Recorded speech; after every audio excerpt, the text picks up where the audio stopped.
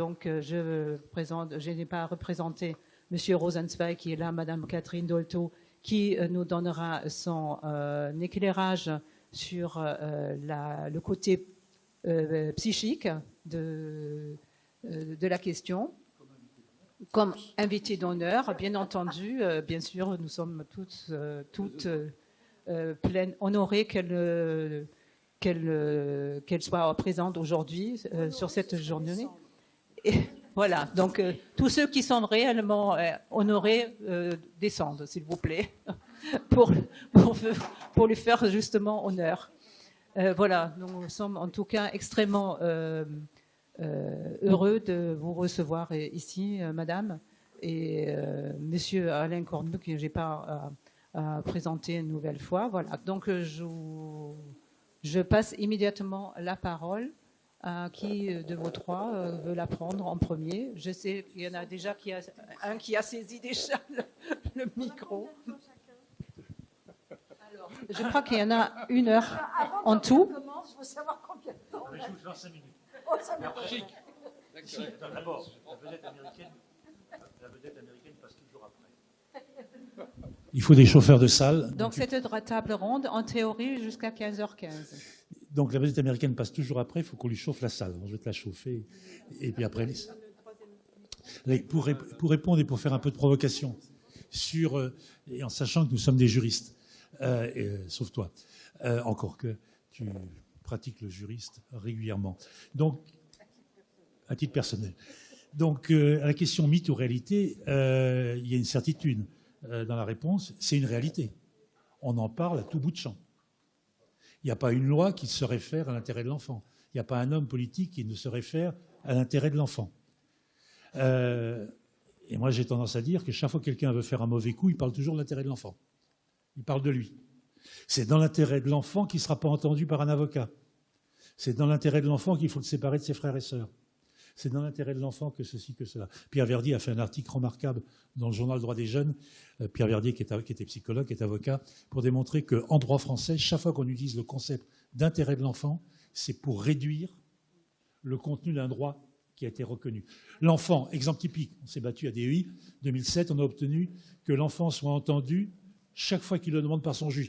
Ce qui, entre nous, va de soi, ça fait partie des droits de l'homme de base. Le législateur a rajouté, sauf si son intérêt commande le contraire. C'est Pierre Verdier qui prend cet exemple.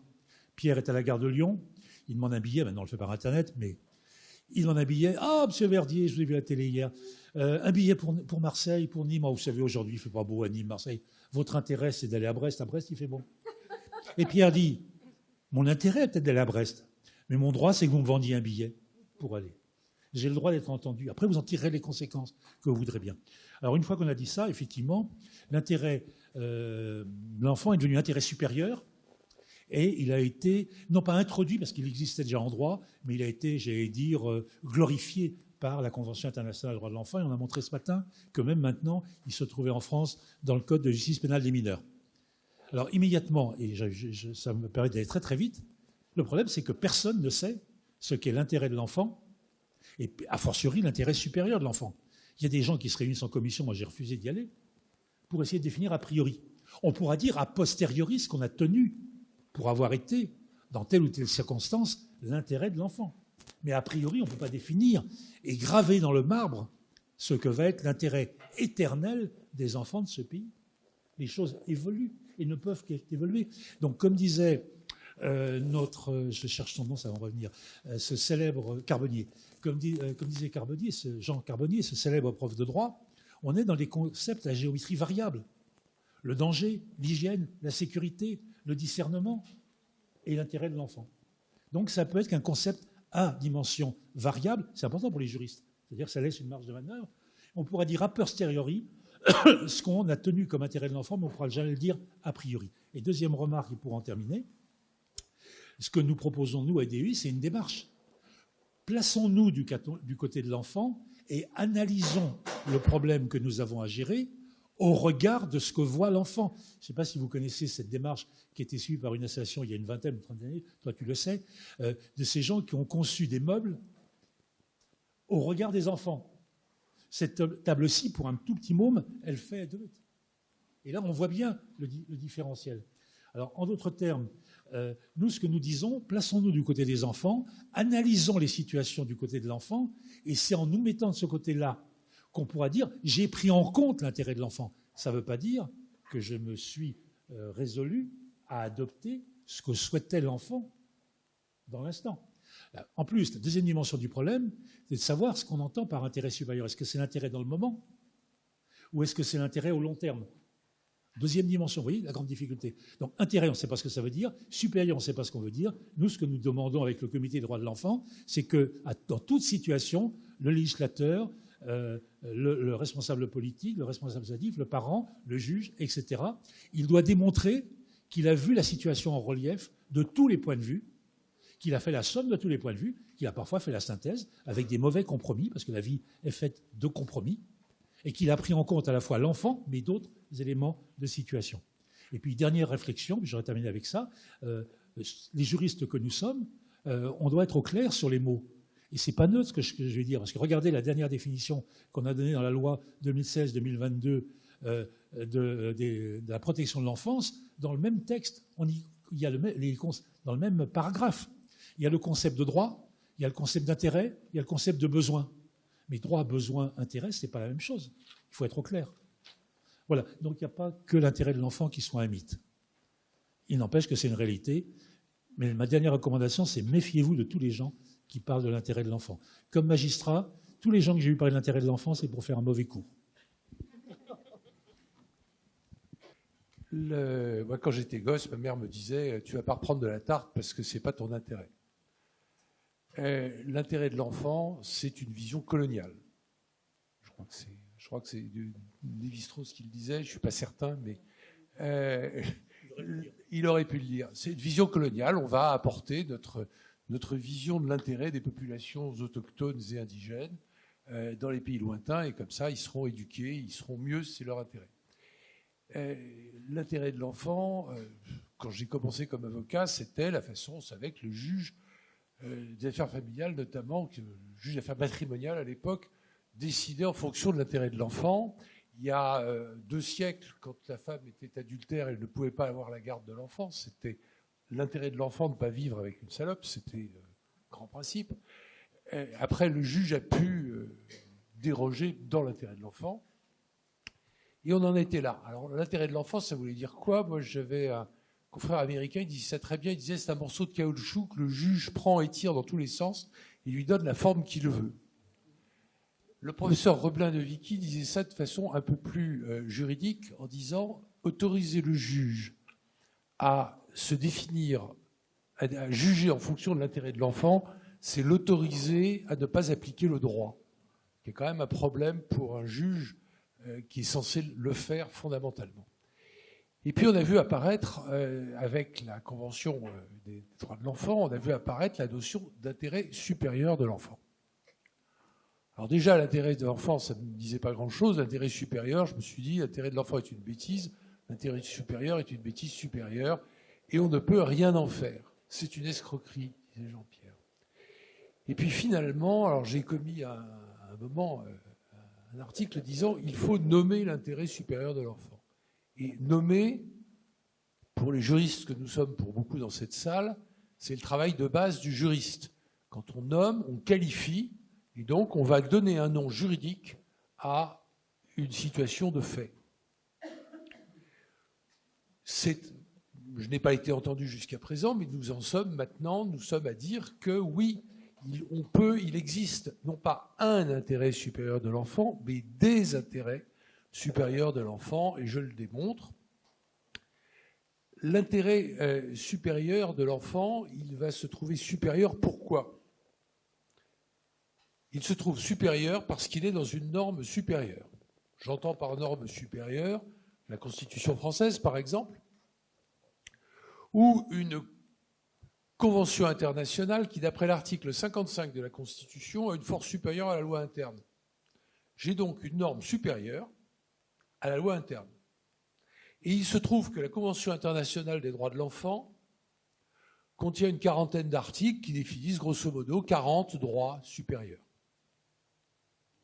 Et donc, au lieu de dire, alors la position en France était catastrophique, elle est toujours catastrophique. Il faut depuis une vingtaine d'années que la Cour d'appel plie le genou en disant, compte tenu de l'intérêt supérieur de l'enfant, ben voilà ce que je décide. Et la Cour de cassation derrière dit, oui, compte tenu de ce que la Cour d'appel a pris en compte l'intérêt supérieur de l'enfant, tout va bien. Appréciation souveraine du juge du fond. Mais appréciation souveraine du juge du fond veut dire question de fait. Donc, l'intérêt supérieur de l'enfant, d'après la Cour de cassation, est une question de pur fait.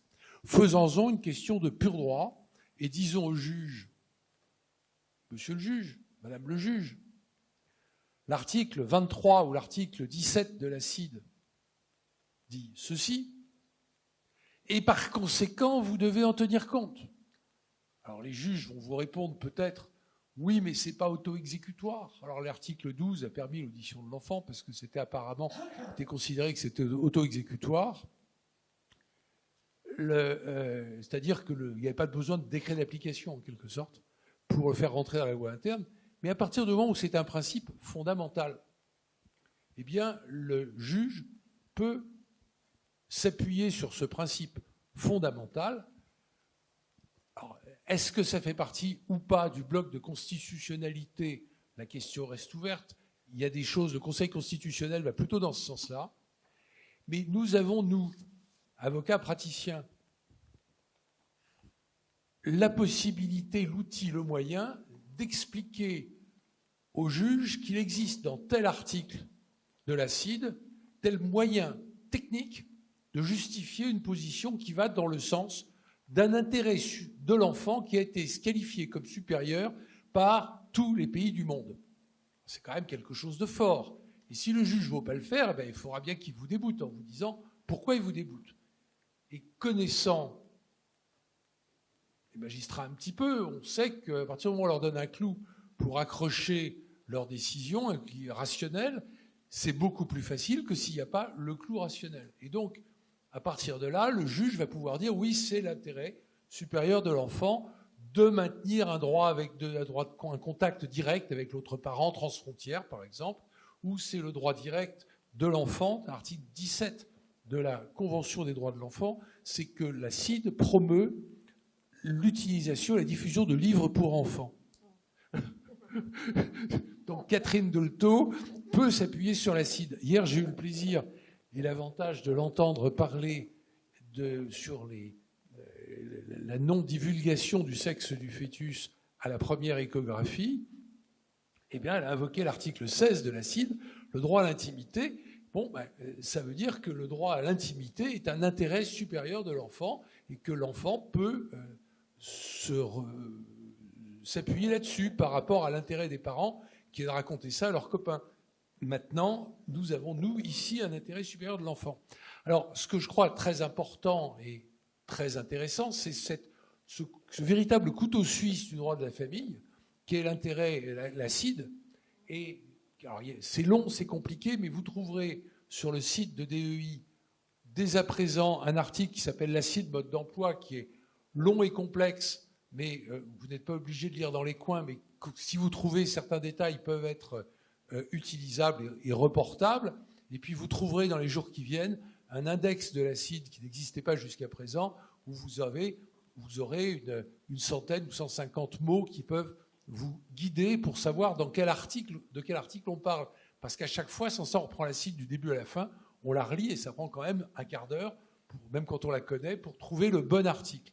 Alors voilà, c'est un instrument pratique, utilisable, qui donne la possibilité d'utiliser les mots « tel droit est un intérêt supérieur de l'enfant » et surtout pas d'utiliser, ce qu'on voit tous, l'intérêt supérieur du petit Théo est d'être avec son papa ou l'intérêt supérieur de la petite Lisa est d'être avec sa maman. C'est du foutage de gueule.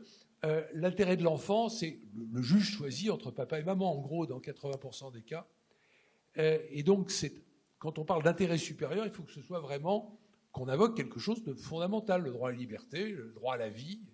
Et s'il y a un conflit entre deux droits supérieurs, eh bien, le juge choisit ce qu'il fait très bien, c'est son métier, il est payé pour ça. Voilà, j'ai donc souhaité que participe à cette discussion Catherine Dolto, qui a une vision de l'intérêt de l'enfant qui n'est pas la mienne, et Jean-Pierre, qui a aussi sa vision pratique et celle de la sienne.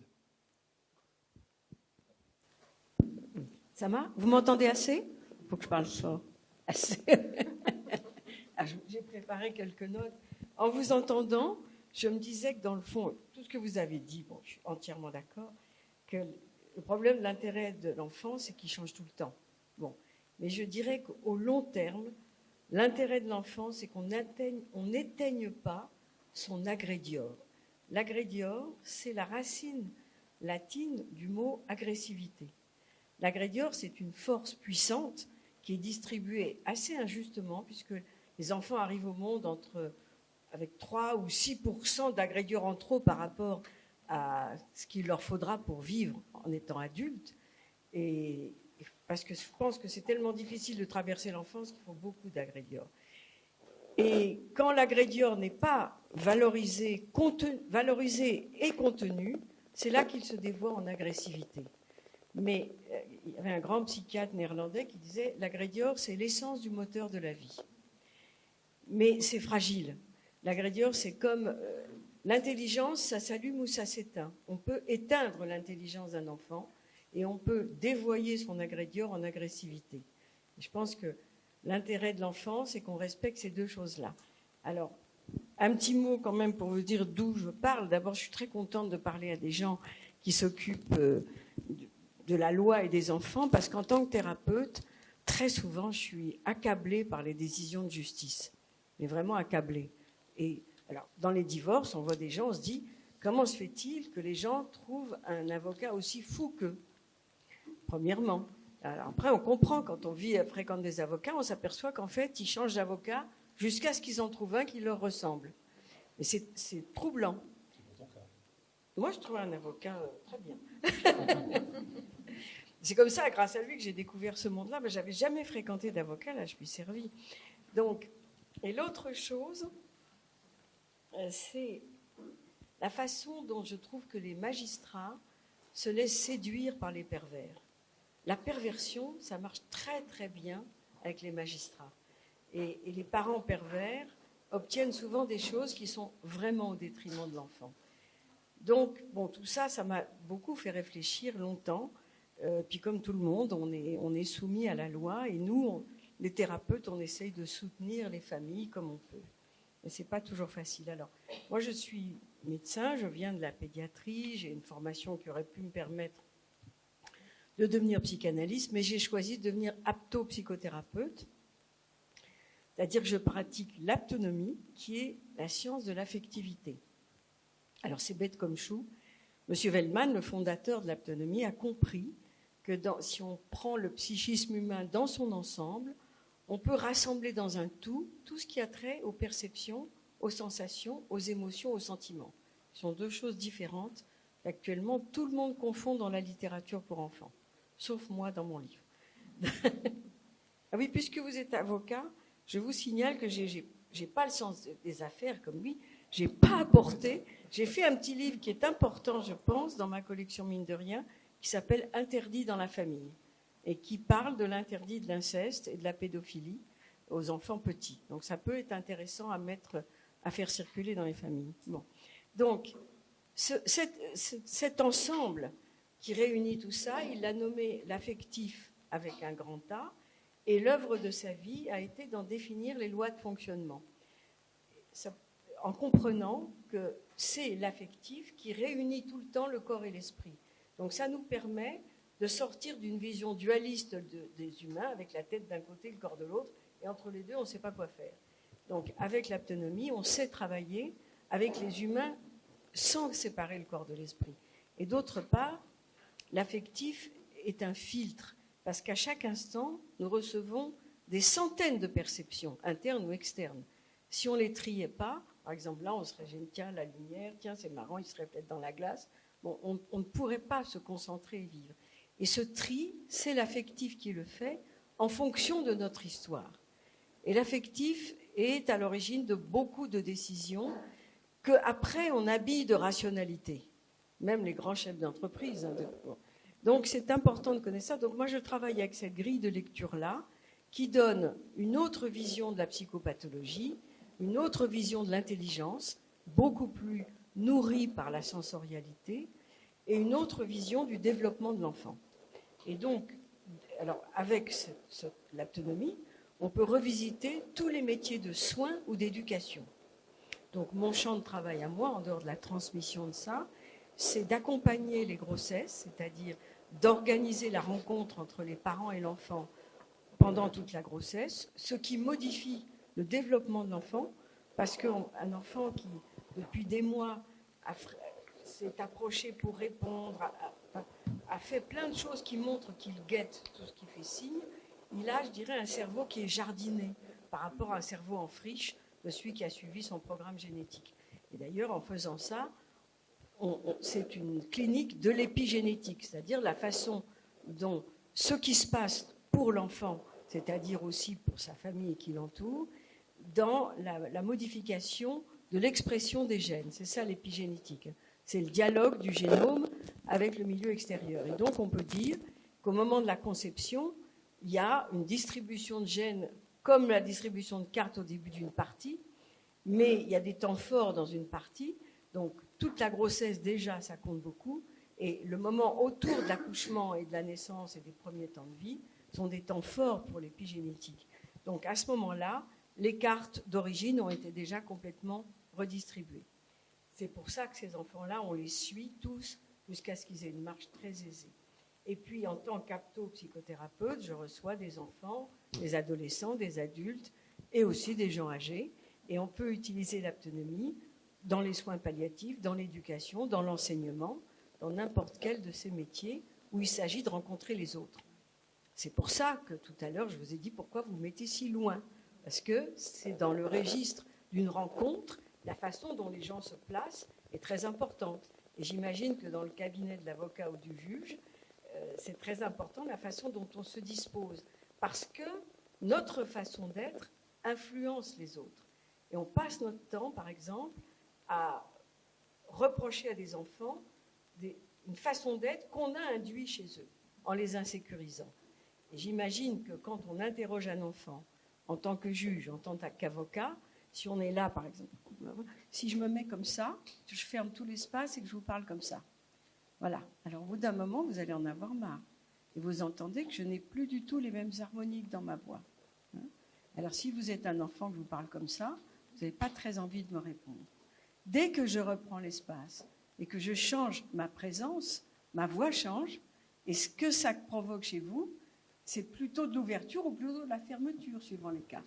Et les enfants, ça ne s'ouvre pas comme ça. Il n'y a pas d'ouvre-boîte spécifique. Donc voilà d'où je parle. Alors, et je trouve très très difficile vos métiers parce que déjà pour nous, je trouve que c'est très difficile de se faire une idée vraiment de la famille. Quelquefois, on suit un enfant ou un patient, une femme, adulte ou un homme, et puis on rencontre le thérapeute du mari ou de la femme, et on est stupéfait de voir tout ce qu'on découvre de cette personne qu'on croyait connaître. Et je me dis, quand on doit prendre une décision pour un enfant, ne pas avoir eu le temps de parler avec le père, de parler avec la mère, de parler avec le couple, et si on peut les grands-parents, parce que ça c'est aussi très important et très intéressant, c'est très difficile de prendre une décision. Alors, comment faire le moins mal possible ? Parce que finalement, c'est ça le but, hein, le moins mal possible. Alors, je me suis demandé quelles pistes je pourrais vous donner. Et donc, voilà ce que j'ai trouvé. D'abord, il faut se sortir, comme ça. Il y a quelques idées fausses. Il y a d'abord une idée vraie qu'il faut toujours avoir à l'esprit, c'est que les enfants sont en général, comme d'ailleurs tous les humains, beaucoup plus intelligents qu'on croit. Et si on s'adresse à eux, en s'adressant vraiment à eux, c'est-à-dire en faisant le pari de l'intelligence, et même s'ils sont dysfonctionnants, il y a une partie saine chez tout le monde. On s'adresse à la partie saine en faisant le pari de son intelligence, et on s'aperçoit que les enfants comprennent beaucoup plus de choses qu'on croit. Et la deuxième idée, l'idée fausse, c'est que les enfants ne sont pas des anges. Les enfants sont comme tous les humains, hein, mais en plus, comme ils sont tout le temps sous la dépendance des autres, ils sont dans une adaptation constante. Moi, je dis souvent que tous les enfants ont un syndrome de Stockholm, parce qu'ils ont affaire à un groupe d'adultes, pas seulement les parents, auxquels il faut s'adapter. Et ça commence à la naissance, où les chicanes que les problèmes médicaux et la névrose des uns et des autres posent devant lui font qu'il s'adapte. Et ce moment de la naissance, vous allez voir qu'il laisse beaucoup de suites très importantes. Alors, quelquefois, les gens disent, le premier intérêt... alors, moi, mon fil rouge, c'est que l'intérêt de l'enfant, c'est d'avoir suffisamment un sentiment de sécurité affective pour ne pas éteindre l'agrédior et l'intelligence. Pour ne pas éteindre l'intelligence, il faut se sentir entouré de gens qui pensent qu'on pense. Parce que si les gens pensent qu'on ne pense pas, ils nous rendent bêtes. Et ça, c'est quand même très dommage. Alors, les gens disent, c'est être aimé. L'intérêt de l'enfant, c'est être aimé. Mais c'est un peu court. Parce que derrière le mot aimer, il y a quand même beaucoup, beaucoup de choses trappes et de situations névrotiques. Il y a des amours qui tuent. Par exemple, être surprotégé, je considère que c'est une maltraitance. Parce que quand on surprotège un enfant, et c'est vite fait, il faut toujours chercher quelle est l'idéologie qu'il y a cachée derrière. L'idéologie, c'est que tu es trop fragile, mon petit gars, tu ne peux pas faire face à la vie. Donc je vais te protéger tellement que quand il faudra que tu te débrouilles, tu seras incapable. Donc, vouloir toujours protéger un enfant des épreuves, quelles qu'elles soient, c'est lui enlever de la force. Donc c'est lui enlever de l'agrédior et c'est entamer son intelligence.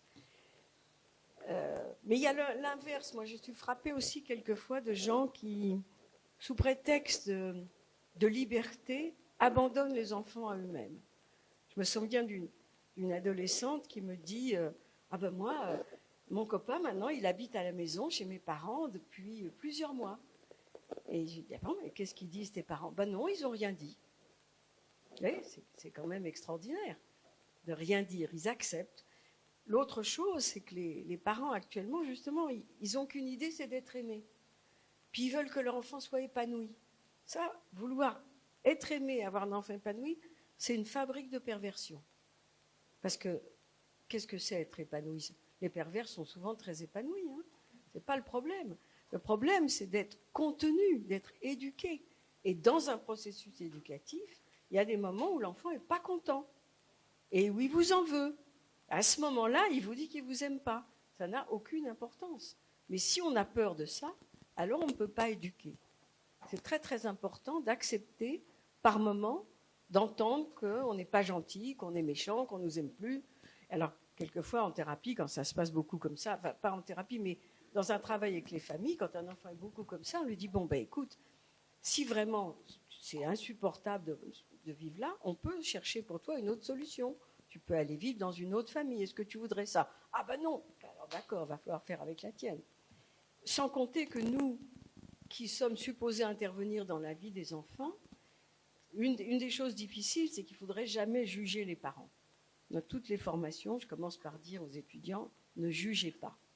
Accueillez les phénomènes. Mais, parce que si on juge, on ne voit pas tout, a priori. Et ça, c'est difficile. Mais j'ai perdu mon fil avec ça. Bon, ça fait rien. C'est important. Donc, qu'est-ce qui peut nous guider pour comprendre le fonctionnement d'un enfant ? C'est de revenir à l'origine. D'abord, que nous sommes des mammifères. Il ne faut pas oublier ça. Mais nous sommes des mammifères particuliers parce que nous avons un gros cerveau qui nous a donné la parole, mais aussi une grande complexité dans nos vies affectives. Et nous sommes aussi le mammifère le plus nidicole de tous, c'est-à-dire qu'on est celui qui reste le plus longtemps dépendant des adultes tutélaires. Regardez, les autres mammifères, au bout de 2 heures, ils broutent, ils vont chercher eux-mêmes la mamelle. Et regardez, nous, le temps qu'il nous faut. Ça, c'est le problème du gros cerveau et de la parole et du symbolique et de l'imaginaire et tous ces trucs-là. Ah bon, toi, oui. Ah oui. Oui, mais tu sais où aller chercher ton broutage, ton herbe. Souviens-toi quand tu étais petit. Bon, alors, ça fait de nous des êtres très sensibles, très intelligents. Le nouveau-né, d'abord, c'est quelqu'un qui a un passé. Il a passé 9 mois, et pendant ces 9 mois, déjà dès la vie intra-utérine, l'être humain cherche le contact. Nous sommes faits pour et par les contacts avec les autres. Et ça commence dans la vie prénatale. Et dans la vie prénatale, l'enfant enregistre énormément de choses. Il apprend. Et quand il naît, il connaît la sonnette, l'aboiement du chien, les voix, la prosodie de la langue maternelle, le goût de la cuisine familiale, parce que le liquide amniotique change, et il connaît aussi le goût de sa mère, parce que les hormones changent le goût du liquide amniotique. Une mère anxieuse, ça n'a pas le même goût qu'une mère en sécurité. Et certains pensent, comme moi par exemple, que certains enfants qui ont passé 9 mois dans un goût d'angoisse, c'est-à-dire le cortisol, l'hormone du stress, ils vont passer leur vie à aller rechercher le stress. Parce que là, ça leur rappelle leur vie prénatale. Donc, c'est des choses qui laissent des traces très importantes, d'autant plus que ça va infléchir aussi la façon dont ils vont pouvoir naître. Donc, ils arrivent et ils ont vécu des traumatismes potentiellement intra-utérins et ils sont porteurs aussi de toutes les traces épigénétiques de leurs parents. On s'est aperçu, ça donne le vertige. On a beaucoup étudié l'épigénétique avec les cohortes d'humains, mais aussi avec les rats qu'on a beaucoup sacrifiés. Et quand un rat mâle vit un traumatisme, les traces de ce traumatisme, épigénétiquement, sont transmises à sa descendance. Avant la conception, c'est parce que ça passe par les gamètes. C'est les cellules de vie qui gardent trace du traumatisme. Donc vous voyez, quand on commence à penser comme ça donne le vertige. Donc cet enfant, de 0 à 9 mois postnatal, il va faire des syndromes d'anniversaire des 9 mois passés in utero. Ça veut dire que s'il y a eu quelque chose de traumatique à 4 mois de grossesse, il faut avoir des grandes oreilles avec ce nourrisson de 4 mois. Donc vous voyez, c'est des gens déjà un peu formatés qui arrivent au monde. Et après, il y a ce grand passage de la naissance, qui est le grand passage de seuil. Et comme toutes les premières fois, il va laisser des traces très importantes. Ce qui fait qu'à chaque passage de seuil, il y en a tout le temps, le sevrage, l'entrée en crèche, l'entrée maternelle, il y en a plein. Le dernier, c'est la mort. On va rejouer un petit peu ce qui s'est passé au moment de la naissance. Et vous voyez quelquefois des gens de 70 ans qui font un deuil pathologique de leur canari. En fait, ils pleurent leur grand-mère qu'ils ont perdue quand ils avaient 6 ans. Parce que tout se fait écho tout le temps. Donc, il faut avoir ça à l'esprit. Quand on voit un enfant en difficulté, tu parlais tout à l'heure de séquence de vie. Et par exemple, face à un enfant en difficulté, moi, je cherche toujours quel est son paradis perdu. Parce que comme ils sont tout le temps dans des équilibres précaires dépendant des grandes personnes, par exemple, cette année, la babysitter est sympa, la maîtresse est sympa, la TSEM est chouette, les parents s'entendent bien, c'est un moment formidable. Et puis, on change ou la babysitter ou la maîtresse ou les parents s'engueulent, et tout d'un coup, l'enfant dysfonctionne. Et il faut essayer de comprendre, et à ce moment-là, on peut lui en parler. Et ça aide. Alors, quand on travaille avec des enfants qui vont vivre un passage de seuil, comme une séparation des parents, un changement de lieu, etc., il faut tenir compte de leur premier grand passage de seuil, qui se réveille beaucoup à l'adolescence. Parce qu'à l'adolescence, pour diverses raisons, physiques et psychiques, il y a une redistribution des cartes de la naissance. Donc, quand on est face à un adolescent en difficulté, si on sait à peu près ce qui s'est passé à sa naissance, est-ce qu'il a été en danger, etc., on peut l'aider mieux. Pour donner un exemple, un enfant, qu'est-ce qu'on va prendre ? Une césarienne en urgence et un enfant qui est hospitalisé tout de suite en réanimation. Bon, tout va bien, il survit, il est en bonne santé, tout va bien. Mais lui, qu'est-ce qu'il a comme trace ? Il a que dans un acte essentiel, il s'est engagé, parce qu'un enfant qui naît, il a un moteur 500 chevaux dans le sacrum, et il est au courant que s'il n'est pas, il est en danger de mort. puisque le placenta lui a envoyé des hormones pour le lui dire. Donc lui, c'est très très important pour lui de naître, il n'y arrive pas, et il s'épuise. Son cœur ralentit. Quand on fait un récit, on dit, oui, le cœur ralentit. Qu'est-ce que ça veut dire pour l'enfant? Ça veut dire un sentiment de mort imminente. Si votre cœur se ralentit, là tous, là si on faisait l'expérience, on a l'impression qu'on va mourir. Bon. Et au bout de ça, on le sort de là brusquement. On n'a pas le temps de le remettre dans les bras de ses parents, donc il ne peut pas prendre ses repères de sa vie prénatale, je vais y revenir, et on lui fait des soins qu'il vit très mal. Et il se retrouve potentiellement dans une couveuse sur la planète Mars. Donc lui, ce qu'il vit, c'est l'échec, j'ai pas réussi à naître, la violence qui suit, parce que c'est violent une césarienne en urgence, et la planète Mars. Et le vécu d'un enfant séparé de sa mère, c'est toujours « elle m'a abandonné ». Et elle est d'accord, et le père aussi, s'il a été bien présent pendant la grossesse, bien sûr, ils m'ont abandonné et ils sont d'accord pour qu'on me fasse du mal. Et après, tout le temps, ils vont rejouer ça. Et ça fait des parents qui disent « mais on n'arrête pas de s'en occuper » et tout le temps, il est jaloux de son frère ou de sa sœur dont on s'occupe beaucoup moins. Parce que ce qu'il rejoue tout le temps dans la relation et qu'il remettent sur le tapis, c'est « tu m'as rejeté ». Mais ça n'a jamais été parlé. Donc c'est des choses, quand on prépare une charnière de vie pour un enfant, c'est prudent d'aller se renseigner sur cette première grande charnière. Parce que les humains, leur grand truc, c'est la peur d'être abandonnés. Parce qu'ils commencent leur vie dans une situation où si on ne s'occupe pas d'eux, ils meurent. Les bébés, ils le savent. Hein. Donc ils ont très peur d'être abandonnés. La peur de l'abandon, elle est une peur viscérale parce que en arrière-fond, il y a peut-être je vais mourir. Donc, quand on va changer quelque chose dans l'équilibre familial, il faut toujours comprendre que cette peur n'a rien de rationnel. Et ce n'est pas rationnellement qu'on rassure un enfant. Et l'autre chose, c'est que nous sommes des êtres néotènes. Ça veut dire que nous gardons, les autres mammifères sont beaucoup plus soumis que nous à des séquences génétiques. Jusqu'à tel moment de la vie, on fait ça, après on se reproduit. En général, chez les insectes, et nous, on pense beaucoup la vie comme des insectes. On grandit, on se reproduit, puis après, on n'a plus aucun intérêt, on meurt. Bon. Nous, ce n'est pas tout à fait pareil, heureusement. Et donc, nous sommes les seuls qui sommes capables de nous remanier entièrement, subjectivement, 3 secondes avant de mourir. Et nous sommes les seuls à avoir... Néotène, ça veut dire avoir des caractères de juvénilité qui restent à l'âge adulte. C'est pour ça que vous voyez des gens de 80 ans qui tombent amoureux, qui entreprennent, etc. Il n'y a pas d'âge pour avoir cette juvénilité qui parfois nous fait faire des grosses conneries, mais qui est là et qui est quand même quelque chose qui est une force. Alors,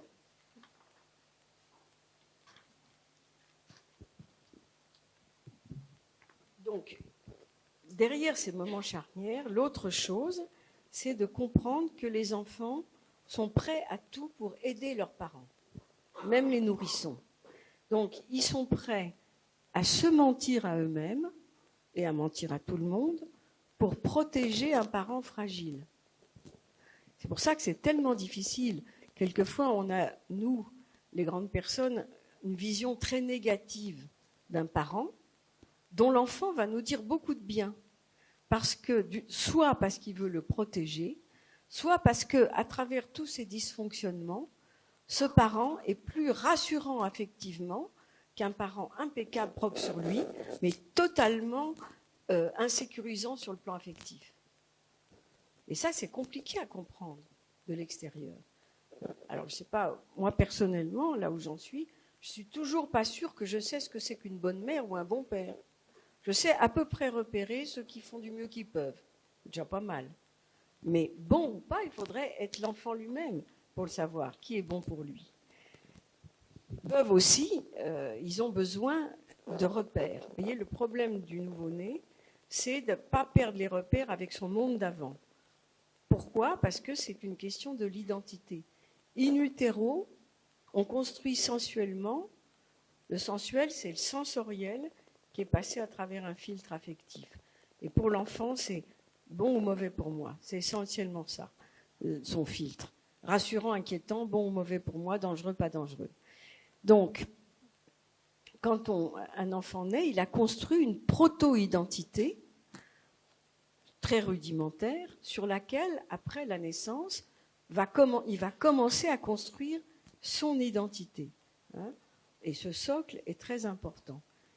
Et quand il s'adapte au monde, en tant que nouveau-né, ce qui est très important pour lui, c'est de comprendre qu'il est toujours le même. Il est modifié par la naissance, mais il est toujours le même. C'est cette mêmeté d'être qui est derrière laquelle il y a le sentiment d'identité. Et c'est pour ça qu'on voit des enfants chercher des gens de 60 ans qui ont eu des parents vraiment épouvantables, vouloir encore se réconcilier avec eux et renouer du bon. Parce que, in utero, toute bonne mère, du point de vue de l'enfant, est bonne, même si elle est totalement dysfonctionnante. Parce que d'abord, il n'a pas de point de comparaison, et deuxièmement, de son point de vue à lui, elle fournit, hein, elle le nourrit, à l'insu de son plein gré, comme dirait l'autre, mais il peut vivre, c'est suffisamment bon pour lui, comme dirait Winnicott. Donc pour lui, c'est une bonne mère. Et quand il naît, cette femme, qui peut-être, elle vivait une grossesse épouvantable, pour lui, elle est le référent bonne mère. Et il ne comprend pas que pour lui, nouveau-né, elle ne puisse plus fournir. C'est une interrogation énorme. Pourquoi? Mais c'est sa même odeur, c'est sa voix, c'est toujours la même. Et là, je ne peux plus recevoir d'elle ce dont j'avais besoin, comme avant. Et au lieu de se dire, bon, ben, elle n'est pas capable d'être mère de nouveau-né, il va passer 70 ans de sa vie à essayer comme ça. Mais si, mais souviens-toi, avant, on était bien ensemble, etc. C'est très difficile d'aider les gens à dire, bah oui, cette mère-là, j'en ai pas d'autre, mais elle ne fournit pas ce qu'une mère mythique m'apporterait.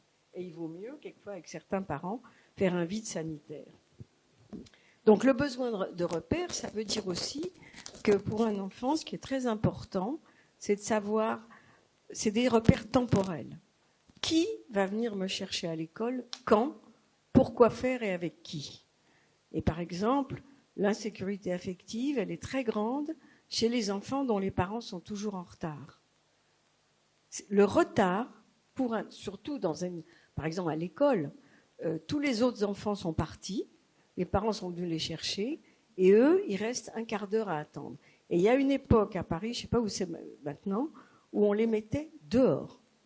Parce que légalement, c'est invraisemblable, les enfants de 6 ans qui se retrouvaient dans la rue à attendre leurs parents. C'est un traumatisme, parce que c'est un vécu d'abandon. Donc c'est tout la première peur, et je vais peut-être en mourir, qui n'est pas conscient, qui se réveille. Et quand on parle avec les parents, ils disent « Oh ben oui, je suis souvent en retard ». Mais ils ne se rendent pas compte de ce qu'ils font vivre à l'enfant.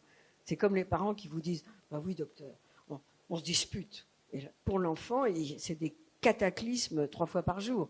Mais c'est comme tous les couples, docteur. Hein. Les gens minimisent toujours et ils ne se rendent pas compte que pour l'enfant, ils sont le milieu extérieur.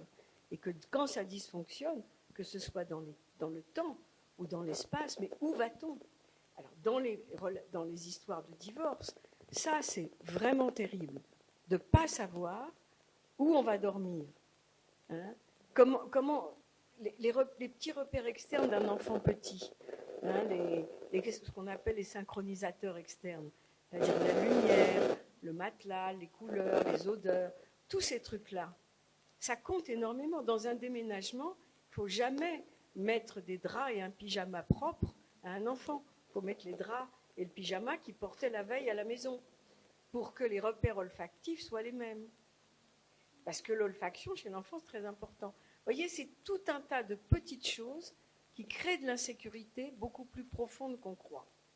Alors, donc, les enfants aussi, ils ont besoin de ce que nous appelons en autonomie la confirmation affective. Ça veut dire le fait d'être reconnu comme bon. Alors ça, c'est compliqué parce que ça peut arriver qu'on n'aime pas un enfant. Entre parents et enfants, il y a des atomes crochus, plus ou moins grands. Et en plus, on peut être le parent de 3 enfants, on ne sera pas le même papa ou la même maman pour chaque enfant. Et c'est pour ça qu'il est légitime de dire à un enfant, même si on en a 6, je suis ton petit papa à toi tout seul, ou ta petite maman à toi toute seule, parce que je ne suis pas la même maman, le même papa pour les autres. Et ça, c'est très important. Mais ça arrive qu'on ne s'entende pas avec un enfant, et le mieux à ce moment-là, c'est de le dire. c'est confirmant de lui dire, tu vois, on n'arrive pas à bien s'entendre. Et c'est comme si on ne s'aimait pas, mais ça n'a rien à voir. Mais tu es quand même quelqu'un de formidable. Et tu trouveras des gens qui sauront mieux t'aimer que moi. Ça, c'est beaucoup plus rassurant que de faire semblant. Il y avait une histoire comme ça. Il y avait une femme, c'était un cas de ma mère. Elle lui avait dit, moi, souvent, j'ai envie de tuer mon enfant et c'est terrible pour moi. Et je lui avais conseillé de lui dire, elle avait 7 ans l'enfant, elle a dit, tu sais, et la petite s'était tournée vers sa mère et dit, oh ma pauvre maman. Et elle s'était réconciliée comme ça. Donc derrière ça, la confirmation affective, ben, qu'est-ce qui est confirmant? C'est de s'adresser à l'autre comme un interlocuteur valable et avec loyauté. Vous voyez, la loyauté vis-à-vis d'un enfant, c'était très très important parce que toute notre vie, tout le temps, est basée sur la confiance. Tout le temps. La question qu'on se pose quand on rencontre quelqu'un, c'est est-ce que je peux lui faire confiance? Et on se trompe tout le temps. Hein. Bon, les enfants, enfin pas tout le temps, en vieillissant, on arrive un peu mieux, mais bon. Pour les enfants, c'est une question fondamentale puisqu'ils sont dépendants des adultes. Donc, est-ce que je peux me fier à lui? Et si vous saviez ce qu'on entend en thérapie, c'est, tu sais, ma mère, de toute façon, il ne faut rien lui dire parce qu'elle ment. Elle ment, j'ai entendu, on a vu un truc, elle a raconté le contraire à papa.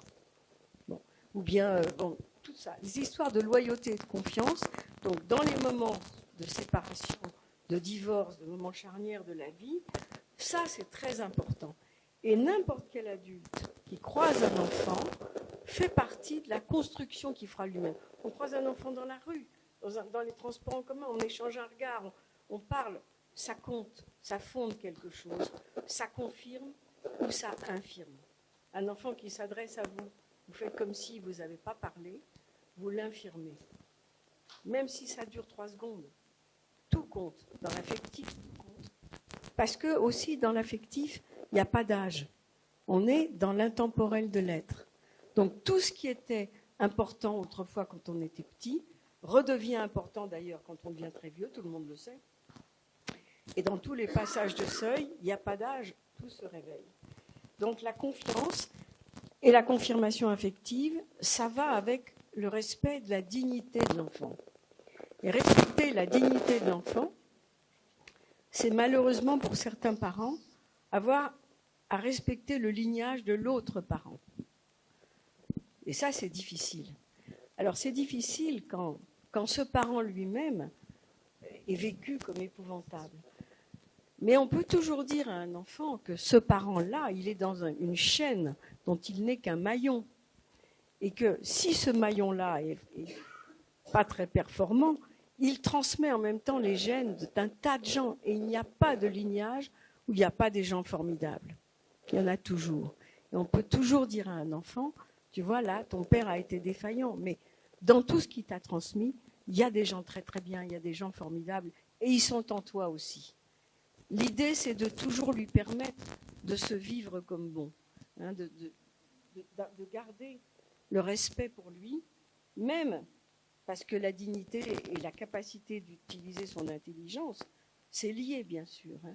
L'identité, la dignité, l'intelligence et l'affectif sont tout le temps liés. L'autre chose importante, c'est que dans cette capacité d'adaptation, les enfants sont tout le temps, ça vous le savez très bien, pris dans des conflits de loyauté. Et dans ces choses-là, ils sont capables d'être déloyaux. Parce que s'ils ont à vivre 3 semaines avec un parent qui est totalement tordu, ben, il faut qu'ils s'adaptent à cette tordaison pour vivre bien. Hein, et c'est ni bien ni mal, c'est comme ça, c'est de la survie. Si l'autre parent se vexe, et si les gens qui soutiennent l'autre parent utilisent ce que l'enfant a dit ou fait avec le parent opposé, si j'ose dire, l'enfant à ce moment-là est étiqueté comme mauvais, parce que lui, il a fait ce qu'il fallait pour sauver sa peau. Et donc, on les met dans des situations épouvantables. Donc, la confiance, c'est comme les intérêts de l'enfant. Il y a la confiance à long terme et la confiance sur le moment. On peut dire à un enfant, là, franchement, ce que tu viens de faire, ça me fait perdre confiance en toi en ce moment. Mais je garde confiance dans l'adulte que tu portes en toi. Et on s'adresse à l'adulte qu'il porte en lui, tout en sanctionnant ce que l'enfant qu'il est maintenant a fait. C'est-à-dire, c'est toujours à plusieurs niveaux que ça se passe. Mais tout ça, ça a des effets pervers. L'autre chose dont les enfants ont tout le temps besoin, et nous aussi d'ailleurs, c'est du sens. Et quand les deux piliers, c'est-à-dire le père et la mère, quand on a la chance d'avoir les deux, pour les enfants, c'est vraiment deux piliers, et ça le rassure d'être installé entre ces deux piliers. Quand il y en a un qui vacille, quand les deux piliers vacillent, pour lui, c'est tout son monde qui est en danger. À ce moment-là, si on donne du sens, par exemple, si on peut dire, tu vois, en ce moment, tu entends qu'on se dispute beaucoup, mais ne t'inquiète pas, pour l'instant, l'avenir de notre famille n'est pas en jeu. Et si jamais c'était le cas, tu serais le premier prévenu. Et là, l'enfant est rassuré et les parents peuvent avoir des divergences ou des combats. L'enfant n'est pas abîmé par ces combats parce qu'on lui a permis de les vivre à sa place.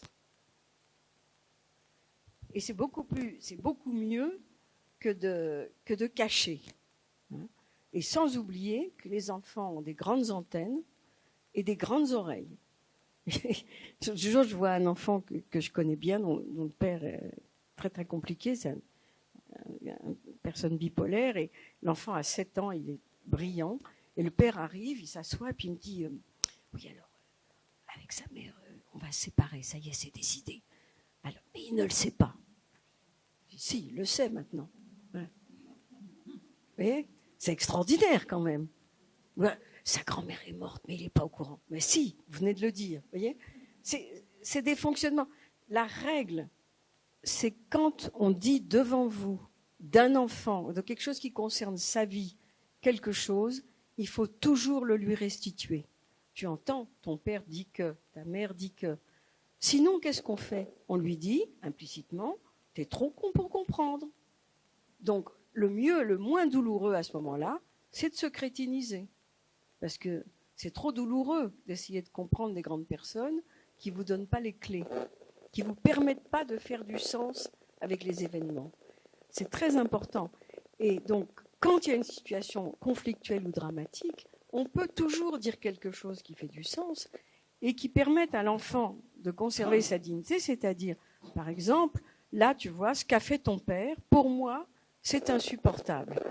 Mais ça ne veut pas dire que ce qu'il y a de ton père dans toi m'est insupportable. Et ça ne veut pas dire que je regrette qu'il soit ton père. C'est des choses très très importantes à dire. Et l'autre chose importante, quand c'est vrai, si on peut, c'est dire, quand on a décidé de devenir ensemble tes parents, on pensait qu'on vivrait toujours ensemble. Parce que sinon, c'est comme si on était né d'une escroquerie. Et ça, pour le sens, c'est difficile. Alors avec les histoires de PMA, ça devient très compliqué. J'ai bientôt fini. Changer le micro ? Bon. Donc, l'autre chose qui donne du sens, c'est de toujours... Vous m'entendiez pas avant tout ce que j'ai dit, vous l'avez pas entendu? Vous auriez pu râler quand même. Toujours dire à un enfant qu'il a le droit de penser ce qu'il veut et qu'il a le droit à sa pensée propre. Hein. Tu as le droit, mais tu n'es pas obligé d'être d'accord et tu n'es pas obligé de m'aimer.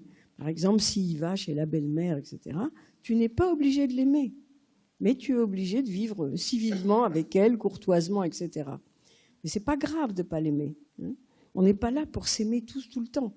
Je sais bien que quelquefois on dit ça, mais en vrai, c'est pas vrai, on le sait. Hein. Bon, t'es pas obligé d'être d'accord, mais il y a des moments aussi où tu dois obéir, parce que même si on se sent profondément égal en tant que valeur humaine avec un enfant, pour autant, on n'est pas à égalité de responsabilité. Il y a une asymétrie. Il y a les petits, il y a les grands.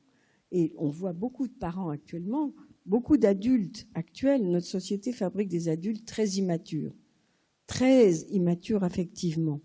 Donc, qui sont tout le temps en quête d'amour, donc qui ne peuvent pas, on en a parlé d'ailleurs tout à l'heure déjà, qui ne peuvent pas confronter ni les autres, ni les enfants à ce qu'ils font. Hein, ce que vous faites là, je ne suis pas d'accord, etc.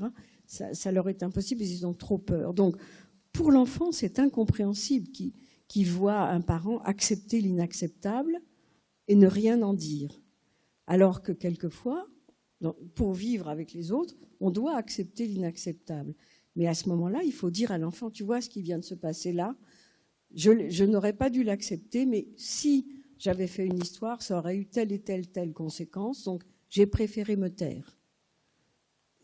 L'enfant, à ce moment-là, comprend, et c'est profondément éducatif. Alors que si on fait devant lui quelque chose qu'on lui interdit de faire ou de penser, ou qu'on critique devant lui à d'autres moments, il ne peut pas comprendre. Hein, et c'est anti-éducatif. Voilà. L'autre dernière chose que je dirais, c'est que le problème avec les enfants, c'est qu'ils changent tout le temps. Mais c'est les grandes personnes qui veulent avoir des habitudes et qui veulent que les enfants aient des habitudes. Les enfants ont besoin de rituels.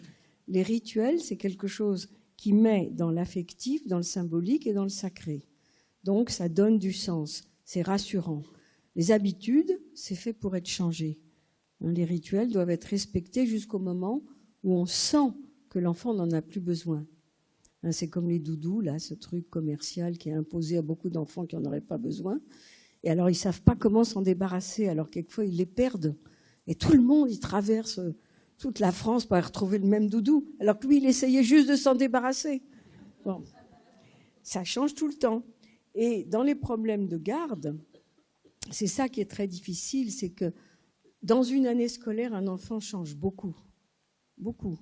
Et donc, pour moi, quand on organise un système de garde, on devrait pouvoir leur mettre en question à peu près tous les 6 mois. Se revoir, parler, réfléchir avec les parents et l'enfant et voir si ce qu'on a fait, ça tient toujours la route. Parce que si on laisse trop longtemps, par définition, ça sera plus bon. Parce que l'enfant aura trop changé. Voilà, je vous remercie de m'avoir écouté aussi longtemps.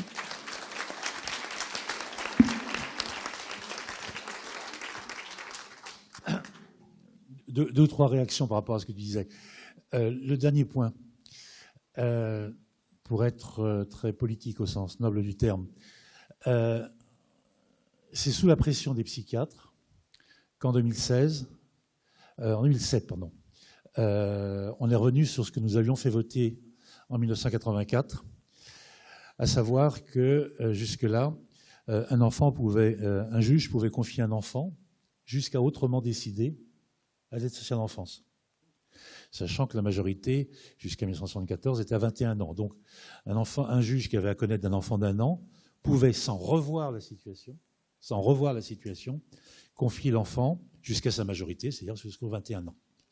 On disait à l'époque, quand j'ai commencé la magistrature, en 1974, jusqu'à autrement décider. On s'est battu, y compris il a fallu se battre contre un certain nombre de gens éclairés, pour que l'effet maximal d'une mesure soit de 2 ans.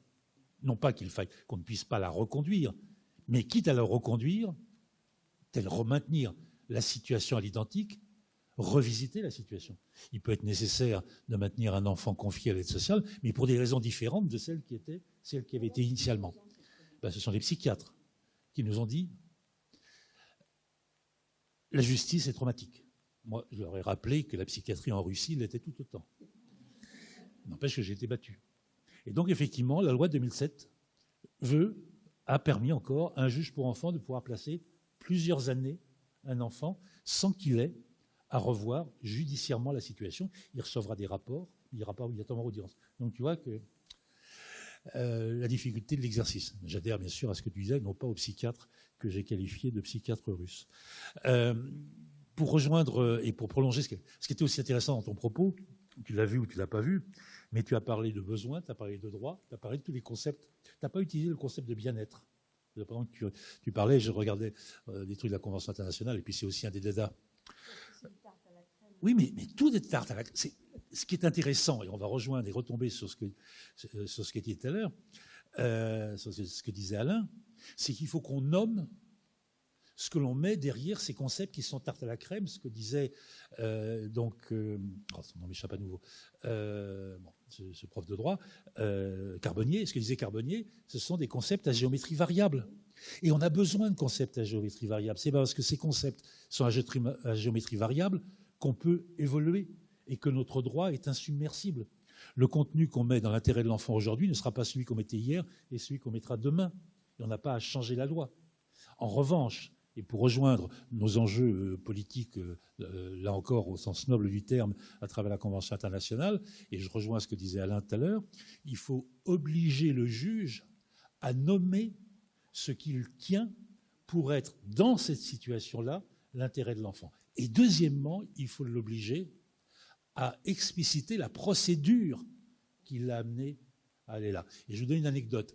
Je vais un jour faire une conférence à Tarbes, et je venais de Madrid, et donc les deux avocats sont venus me chercher dans un petit aéroport, enfin, ils m'ont amené dans un petit aéroport à Bordeaux. Et donc je suis passé du gros avion au petit avion. Et on dit, M. Rosenweg, vous mettez à l'arrière, et il y en a un qui a rajouté, vous ne penchez ni à gauche ni à droite. Je dis, à droite c'est difficile, mais à gauche, bon. Alors, bon, mais il me dit surtout, ce qu'il fallait comprendre, c'est ne déséquilibrez pas l'avion, parce qu'avec votre poids, ça peut... Et puis au bout de 10 minutes, je leur dis, écoutez camarades, on décolle quand? Mais ils étaient en train de faire une checklist. Ils étaient en train de se poser toute une série de questions. Il dit, monsieur le juge, on aura décollé quand on arrivera on aura répondu positivement, sans doute, à la 50e question. Enfin, je dis 50, c'était peut-être moins. En d'autres termes, et je reprends l'image pour nous, il faut exiger du juge, de tous ceux qui sont amenés à prendre des décisions concernant les enfants, non seulement qu'ils nomment, mais qu'ils disent toutes les questions qui se sont posées. Et c'est ça qui permettra, dans une démarche dialectique entre le père et la mère, dialectique entre la famille et la protection administrative, dialectique entre la protection administrative et la protection judiciaire, quelque part de garantir la liberté. C'est bien parce qu'il y a une dialectique, mais à partir de contenu, que les droits des personnes réellement sont pris en compte. Voilà. Deuxième remarque, au passage, je n'étais pas impoli tout en cherchant dans mon bouquin, c'est le bouquin qu'il faut lire au passage, sur la Convention internationale, puisque moi-même, j'ai réussi à trouver un truc que j'avais totalement oublié. Je dis ça pour ceux qui sont juristes, étudiants ou avocats. Il faut que vous alliez regarder, pour prolonger ce qu'on vient de dire, notamment sur le plan juridique, Alain Cornec et moi-même, il faut que vous alliez lire la 14e observation du Comité des droits de l'enfant, qui date de 2013. Le Comité des droits de l'enfant a été interrogé. Qu'est-ce que vous mettez derrière le concept de droits de l'enfant? Et il développe ce que nous disions tout à l'heure, à savoir c'est une démarche. Et j'ai dire que pour prolonger la réflexion, les travaux qu'on vient d'avoir là, il faut que vous alliez lire ces observations. Et puis, troisième élément, j'aurais terminé, de rappeler quand même les termes de la Convention. Ça s'applique aux décisions individuelles, mais ça s'applique à toute décision, y compris aux décisions politiques. Prenons un exemple très concret qu'on a connu, qu'on pourra connaître autrement demain. On a vu à travers le recours qui a été engagé contre la France par Mme Thunberg et puis quelques autres, profitant du fait que nous avons ratifié le 3e protocole additionnel à la Convention internationale, on peut saisir le Comité des droits de l'enfant d'un certain nombre de problématiques politiques d'ordre général. Bon, bien entendu, ce qu'a répondu, et tout le monde s'y attendait, le comité, c'est vous n'avez pas, non pas que votre cause soit mauvaise, mais vous n'avez pas épuisé tous les recours que vous aviez en France. Donc il a refusé d'aborder le sujet. Mais la question que posait... Bon, alors on reprend des bons juristes, ils ont trouvé la foi. Non, mais ce qui est intéressant, ce que je vais dire, c'est que des questions d'ordre politique général, en l'espèce, savoir est-ce que la France respecte ou ne respecte pas les engagements qu'elle a souscrits sur le plan de la lutte contre la dégradation climatique, et le fait de ne pas respecter ces engagements porte, j'allais dire, atteinte au droit des enfants d'avoir un environnement et d'avoir un état de santé. C'est l'article 29 de la CIDE. Voilà. Donc on voit bien que au début, on est au néolithique du droit de l'enfance. Au néolithique. On en rigolera dans 20 ans, dans 30 ans, dans les habitudes familiales. Alors, pourquoi je disais ça? C'est parce qu'effectivement, on le voit sur l'environnement, mais on peut le voir sur des sujets plus concrets, encore plus présents de nous. Les rythmes scolaires, par exemple. Est-ce que la décision politique de l'organisation des rythmes scolaires dans un pays et des vacances, est-ce que ça doit être pris en considération des intérêts de l'industrie hôtelière et tout nature. Et en plus, on a un enjeu économique. On a intérêt à ce qu'il y ait des hôtels, des restaurants qui fonctionnent, qui ceci. Donc, il faut tenir compte de la fragilité économique de ce dispositif. Donc, notre intérêt commun, c'est que ça fonctionne. Mais est-ce que cet intérêt-là, si, ça fonctionne. Si tu n'as pas de quoi bouffer, tu n'as pas de... Oui. Globalement, j'ai pas tort. Mais est-ce qu'effectivement, on doit prendre en compte ce que Hubert Montagnier et d'autres nous ont enseigné, l'intérêt de prendre en compte les rythmes de l'enfant, les rythmes pédagogiques, les rythmes morphologiques, les rythmes pour se reposer, etc. Donc, désormais, logiquement, tout responsable politique national ou territorial doit légitimer les décisions qu'il prend en montrant qu'il a mis en balance les différents intérêts et qu'effectivement, il a fait des choix et pourquoi il a fait ces choix. Voilà, c'est la nouveauté. Voilà. Donc l'intérêt de la Convention internationale de ce point de vue-là, c'est qu'elle oblige à se poser des questions qui étaient implicites. Très concrètement, très précisément, on ne doit plus admettre dans un tribunal que le procureur de la République prenne une décision de retrait d'un enfant pour le confier à quelqu'un en disant, vu le signalement de l'aide sociale, vu l'intérêt de l'enfant, confions l'enfant à. On ne doit plus accepter qu'il y ait une décision de juge pour enfant qui soit motivée par, vu l'intérêt, comme j'en ai vu, des milliers, et on venait dire, oui, mais s'il y a 2 ou 3 pages de motivation, c'est trop long. Ben non, les 2 ou 3 pages de motivation, c'est la garantie des droits concrets des personnes. C'est aussi la condition sine qua non pour qu'il y ait un débat dialectique sur la décision qui a été prise. La Cour d'appel, reprenant les arguments, confirmera. La Cour d'appel, reprenant ou ne reprenant pas les arguments, ne confirmera pas. Alors, moi, je voudrais rajouter 2 choses. C'est quand on vous parle d'intérêt supérieur, alors, d'abord, intérêt supérieur, un peu de pédagogie, c'est une mauvaise traduction en français et en espagnol des termes anglais best interest, qui veut juste dire l'intérêt, le bien-être. Donc ça a été mal traduit en français et on s'est accroché à cette mauvaise traduction pour en faire quelque chose. Et nous avons démontré qu'on pouvait en faire un concept autonome, mais c'était quand même de la haute voltige pour le faire. Alors, quand on parle d'intérêt supérieur, moi je pense toujours que c'est du sang, de la sueur et des larmes qui sont à l'horizon. Et en cas de guerre, on vous dit que l'intérêt supérieur de la nation nécessite qu'on fasse ceci ou cela. Et dans les textes français, on ne trouve pas beaucoup l'intérêt supérieur. On en trouve un peu dans le code de la nationalité, dans le code de la santé publique. Il y a quelque chose de remarquable. Le Conseil de l'ordre des pharmaciens, par exemple, accueille toutes les communications et suggestions des conseils centraux et leur donne les suites qui concilient au mieux les intérêts normaux de la profession et les intérêts supérieurs de la santé publique. Donc les intérêts normaux de la profession de pharmacien sont au même niveau que les intérêts supérieurs de la fonction publique et doivent être conciliés. C'est quand même d'une grande beauté. Et puis, pour rejoindre ce que disait Jean-Pierre tout à l'heure, puisque je pense que ce sont des étudiants en droit en haut, une des choses que j'ai appris dans le métier, mais qu'il a fallu longtemps pour apprendre, c'est la notion de checklist. Et il faut expliquer aux clients, quand vous serez avocat, si vous devenez avocat un jour, que ce qui compte, c'est le checklist. Vous devez, pour gagner votre affaire, remplir telle et telle et telle et telle condition. Et si elles sont toutes remplies, si vous cochez toutes les cases, normalement, vous tirez sur le levier, la banane tombe. C'est bon. Mais peu importe ce qui est à côté. Et comme l'avion, quand la porte est fermée, l'hôtesse est à sa place, le plein est fait, la tour de contrôle donne son feu vert, vous pouvez y aller, et peu importe que l'avion soit pas en vert, en bleu, en rose, ça n'a aucune importance, c'est pas dans le checklist. Troisième chose que je voudrais dire, c'est que sur la sécurité affective dont parlait Catherine, c'est qu'un des articles les plus marquants que j'ai lus dans ma carrière d'avocat, un article que j'ai lu sur un coin de zinc dans un bistrot de Paris en me prenant un café le matin, c'était sur les enfants à la clé. Les enfants qui, les parents ne savent pas à quelle heure ils vont rentrer ou rentrent très tard après la fin de la garderie. Donc on leur met une clé avec une ficelle autour du cou. Et l'article disait, les enfants résistent mieux aux épidémies, aux tremblements de terre que les adultes, vous ne faites pas de soucis pour eux. Au pire, ils iront jouer dehors, c'est pas grave, mais ne leur dites pas que vous allez rentrer à 4 heures si vous savez que vous ne serez pas rentré à 6 heures. Ça sert à rien. Dites-leur, je serai rentré à 7 heures, et si vous rentrez à 6 heures, ils seront contents, parce que même s'ils sont tout petits, ils sauront lire l'heure, et donc, ce qui est important, c'est de faire ce qu'on dit et de dire ce qu'on fait. Voilà. Je crois que ça fait partie des intérêts supérieurs de l'enfant qui ne sont pas dans la Convention, mais qui sont absolument essentiels. Et je préciserai une dernière chose, c'est que DEI International était dans les starting blocks pour continuer sur l'action de Greta Thunberg et intervenir dans la procédure. Si elle avait pu continuer, elle n'a pas pu continuer, donc nous n'y étions pas.